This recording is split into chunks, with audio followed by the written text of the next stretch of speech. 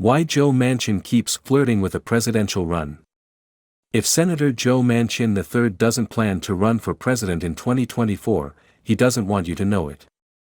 The West Virginia Democrat has refused to rule out a bid, and he remains highly critical of President Biden. Given the interest in an independent presidential challenger next year, it's time to take the possibility seriously. Manchin's role in the evenly divided Senate during the first 2 years of Biden's presidency effectively made him Washington's central player. The media, some of whom dubbed him the shadow president, have scrutinized every word he has uttered. For a 75-year-old career politician who spent decades in relative obscurity, it must have been heady times. Adopting this high-profile role might have been an ego-driven move, but it was also smart politics.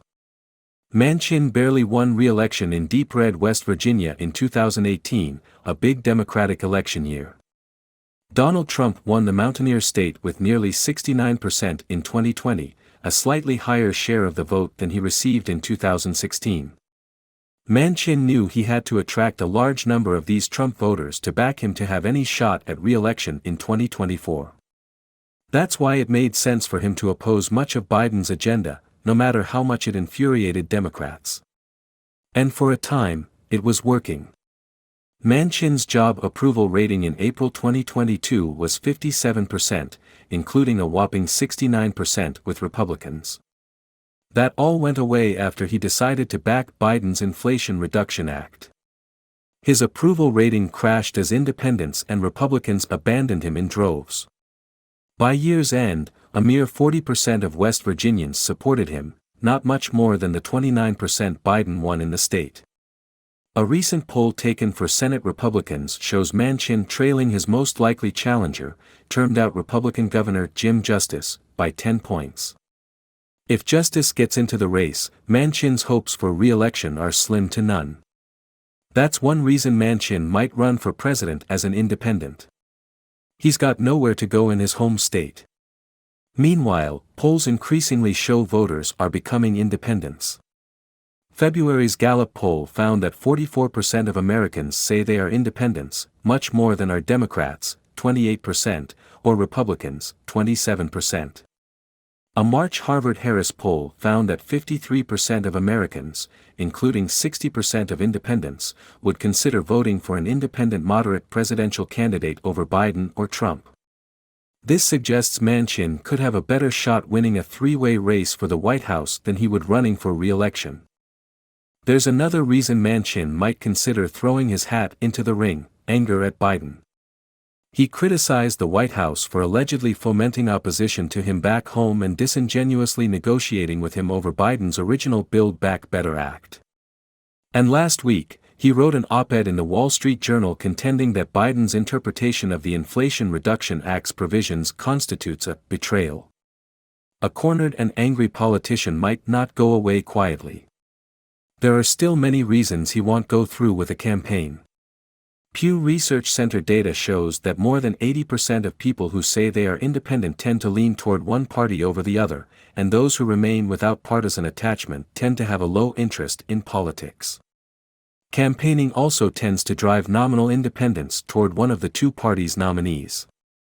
Only 3% of Americans had negative opinions of both Biden and Trump in 2020, and 87% of that small number still voted for one of them. It seems Manchin's only shot at winning, then, would require the political equivalent of drawing a straight flush in poker. Both parties would need to nominate unpopular candidates who cater to each side's extremes. They would also have to be poor campaigners who fail to attract the leaners who eventually return to the party they have previously supported. Finally, Manchin would likely have to run with a former Republican running mate on the ticket so he could plausibly claim to represent both sides. Add in the hundreds of millions of dollars he would need to raise for the endeavor, and it becomes clear the smart money is that he will eventually fold. But that probably won't stop him from courting the spotlight for the next few months. Should he declare, Manchin would be the most serious third-party presidential candidate since Republican Illinois Representative John Anderson's independent bid in 1980. That alone would keep the D.C. media interested, asking Manchin to appear on the Sunday talk shows, the ultimate marker of status in the town. Plus, even a small chance that he might run gives him some negotiating leverage with the administration. He'd be a fool to throw that away, and Manchin is no one's fool. Manchin might end up surprising pundits by making a futile run either for re-election or the presidency. The only thing that won't be a surprise is that we'll still be talking a lot about him in the weeks and months ahead.